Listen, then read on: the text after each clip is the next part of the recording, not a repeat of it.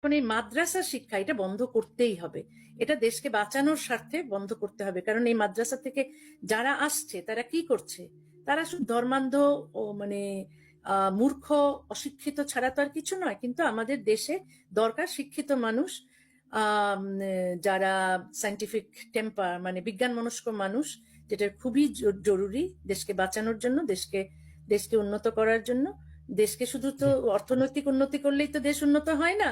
এখানে নারীর অধিকার, মানবাধিকার, একই সঙ্গে সেকুলার শিক্ষা এবং বিজ্ঞান মনস্কতা এগুলোর খুবই প্রয়োজন। এগুলো যেন করা হয় এবং এই মসজিদ মাদ্রাসা বানানো যেন বন্ধ হয়। প্রাইভেট মসজিদ, ব্যক্তিগতভাবেও যারা মসজিদ মাদ্রাসা বানাচ্ছে সেখানেও যেন বাধা দেওয়া হয়, যেন সব স্কুলগুলো মাদ্রাসাগুলো সেকুলার স্কুল হয়।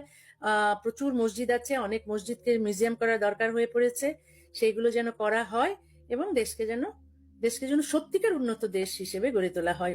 ওই মানে ব্রিজ করলাম, হ্যাঁ রাস্তা করলাম, মেট্রো করলাম, এইসব উন্নতি নয়।